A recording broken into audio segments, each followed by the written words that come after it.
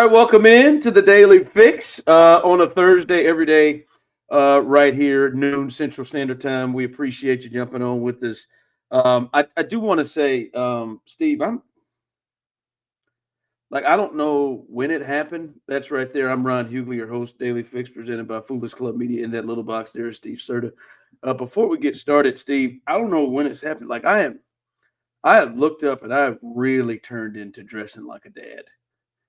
And it is snuck up on me I sought out this outfit and I have fallen in love with the sweater vest.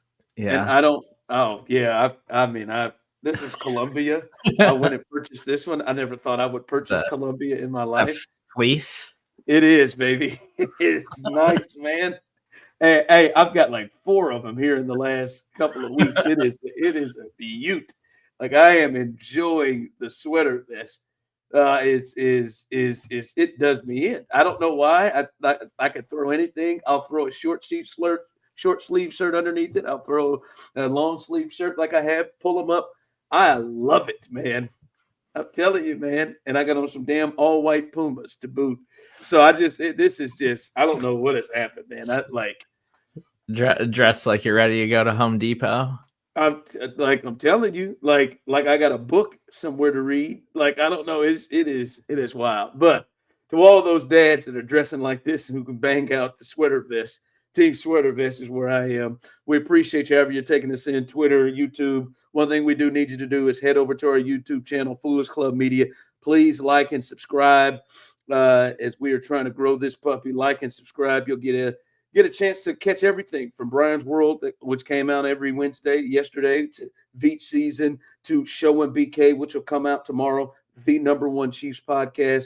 I don't know if there's any data to back that up, but the number one Chiefs podcast in all of the world.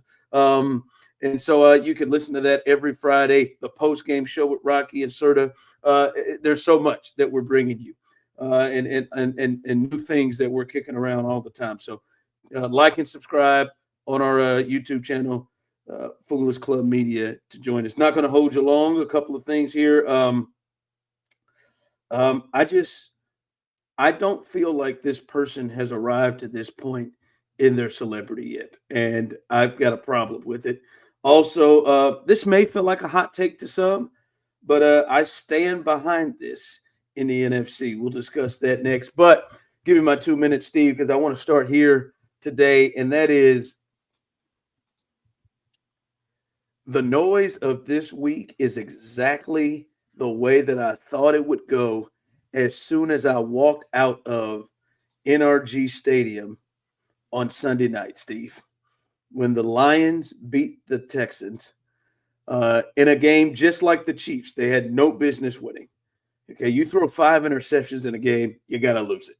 You'll throw 5 interceptions in a game and you're down 23-7 at the half, you got to lose it. Somehow they did not. And I knew, Steve, the talk of the week after the way the Chiefs have won, and they throw up these misleading thoughts of, 8 of the 9 they have trailed. I saw that one.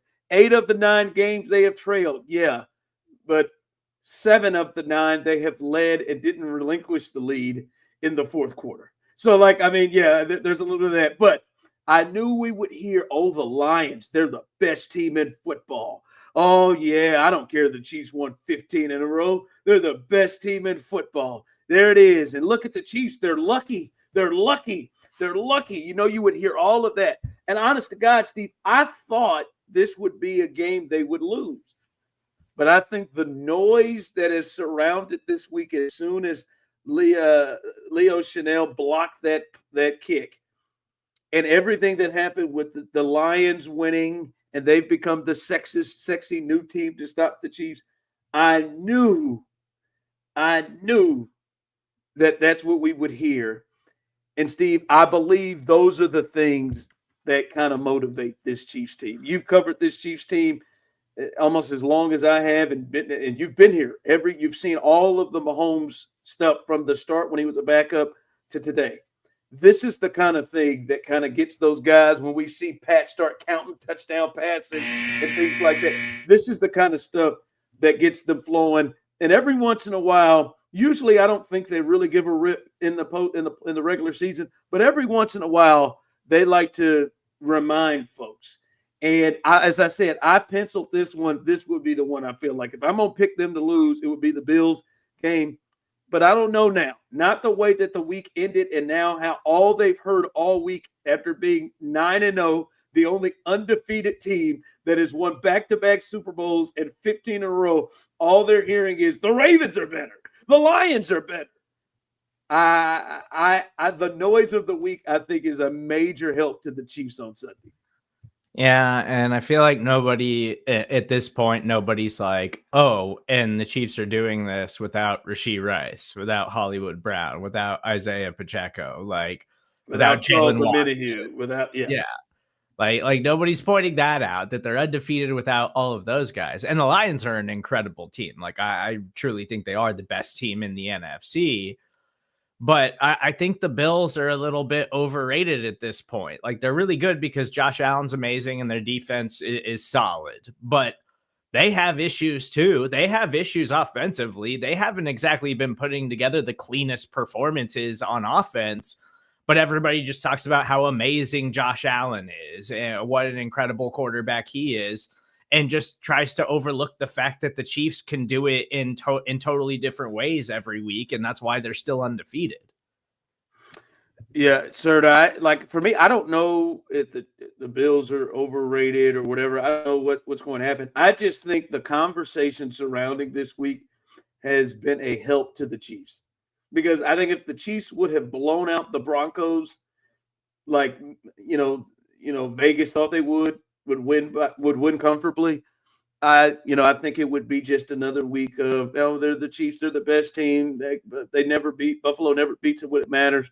Now, there's only so much the leaders in that locker room, the guys on that team, to just sit around all week long and hear people just continue to tell them how fragile they are, like they're the Vikings from a couple of years ago, and how fugazi. I've heard that word. Like there's only so much that they're going to take with that, and yet some of your top guys just not play well and make major impacts in the last game, and I am intrigued, and I think it's helped. It's helped immensely this week. You just said something. I want to go to the next one. You just said something. You said you believe the Lions are the best team in the NFC. And I think that is probably the thought process of most.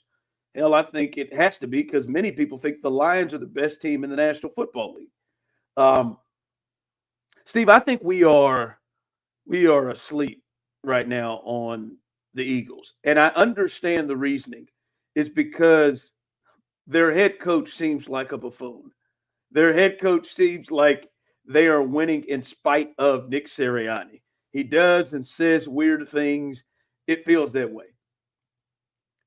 But, Steve, they got a big one tonight. They host the Commanders, and they can take an absolute stranglehold of the NFC East. They've won 5 in a row. They are a top 5 defense right now. Their secondary is largely improved, and that was clearly the weak spot last year. But their secondary's improved. They're a top 5 defense, and their offense is coming along, and they're in the top 10 there too. I think the Eagles are actually the best team in the NFC. I trust the Eagles more. I think both coaches are weird between the Lions and the Eagles. I think Dan's just a little less weird because he played, and there's a little bit more of respect there. But I think both of them make interesting decisions. See the NFC Championship game where Dan just lost his mind multiple times in the game, being ultra aggressive like Nick Sirianni does. But I trust Jalen Hurts, for me personally, more than I trust Jared Goff. I trust Saquon Barkley and that crew, and just the talent. The Eagles are the most talented team, I think, roster in the NFL, including anybody. And I think Vic Fangio is a good coach, and he clearly has that defense rolling. Kellen Moore has that offense rolling. And yes, I think he's a nut, but somehow he gets, with the exception of that fall apart last year, he gets the most out of these teams. He's led this team to a Super Bowl before. If you're asking me right now, I don't care where the game is, Lions and Eagles, to me, I give a slight edge to the Eagles. I think they're the actual best team in the NFC. It does feel like they're certainly not getting enough credit for how good they are, and they're extremely talented, and they've done a lot of this stuff with AJ Brown missing multiple games. Jordan Mailata has been hurt, and they just got him back. Like Dallas Goedert missed several weeks. Like Jalen Hurts has been banged up, and so it hasn't been the cleanest operation for the Eagles this season, but when they're healthy, they're still an extremely talented football team. And you mentioned, like, the biggest story is their defense. Their defense is really, really good. And their defense seems to be totally overlooked in all of this too. Like, since they started deploying Cooper DeJean as a full-time starter, he's been absolutely awesome for their secondary. Like, they are a team that deserves more credit than they're getting right now, but I still think the Lions are better overall than they are. Yeah, I think their defense is better. I think they've got more weapons. I mean, and I think the Lions offense is, I think the Lions defense is suspect to me, and can be had there. And I think they've got experience to have been to the Super Bowl. And like, dude, I mean, what my man Jalen's got 22 total touchdowns right now, running and throwing the football. They are rolling. I don't know, man. I would lean towards Eagles. I tell you, man, when I thought their defense was for real, and I think they're overlooked, like you said, Steve, because of the narrative from last year. Everyone just remembers that, just like with the Chiefs, because the Chiefs came out the gates in the Patrick Mahomes era, just high flying. And now that they do things completely different, when they don't score 30 points consistently, people think something's wrong all the time with the offense. Steve, when they held the Bengals at home to 17, that Bengals deep offense, and especially that passing game, that was something that really jumped out to me. Like, oh, that's a different crew, and they can run it, throw it in many different ways. So I'm big on the Eagles right now. All right, I was watching TV the other night, and I saw that and I'm not a Dancing with the Stars watcher, but it precedes another show that I watch called High Potential, which is an interesting show. But it was on the DVR, and I saw Dwight Howard get eliminated from Dancing with the Stars, and he was pretty deep into it, and he looked devastated. I'm not going to lie to you; it was tough. But Steve, maybe I'm off on this.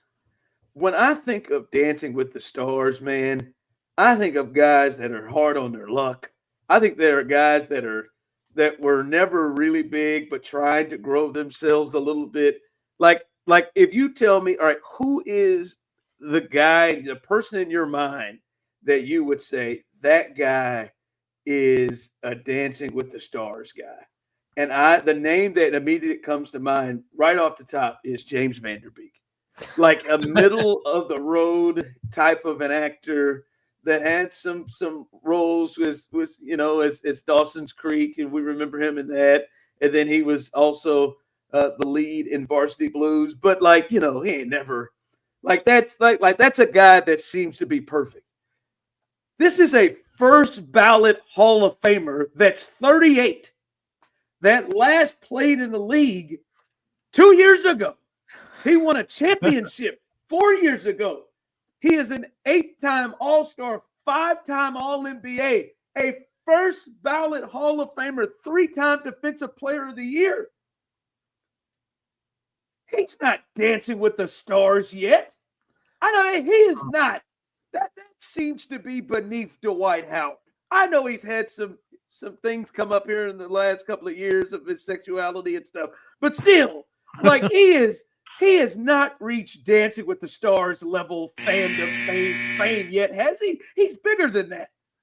I don't think he's bigger than that. I mean, Dwight's probably just bored. Didn't Magic Johnson do Dancing with the Stars? No. I'm pretty sure Dancing with the Stars has gotten some pretty big celebrities. No chance did Magic Johnson do that. It had to be back when he was no chance. I'm pretty sure he did. I'm looking it up right now. We're not moving on. We are not leaving. This is live, folks. Okay, maybe he did. Maybe I'm misremembering that. There's been some pretty famous people on Dancing with the Stars. I've never watched a single episode of it, but I feel like there's been some pretty famous people on Dancing with the Stars. Yeah, but he better not have. There is no chance. No, I felt like I remembered him being on it, but again, I've never watched an episode of that show my entire life. Like Jerry Rice has been on it, which is a shame for Jerry. But Jerry is like 25 years removed from his heyday. Well, hell, Jerry hung in there a long time, so maybe 25 years. But damn it, no. Like I don't think Jerry should have done it, but Jerry's trying to push himself back in there. That Dancing with the Stars led to these Tostitos commercials. But he's 38. Like he's got to be 10 years removed and hard on his fame luck to go and do this. Like I said, come on, Dwight. You're better than this. James Vanderbeek, that's Dancing with the Stars. And Zendaya apparently has been on Dancing with the Stars. That was early. That was if it was pre-Utopia, that doesn't count. That's disappointing. That's very, very disappointing. Good God. Hi, Mom. Hey, Courtney. Come on, Dwight.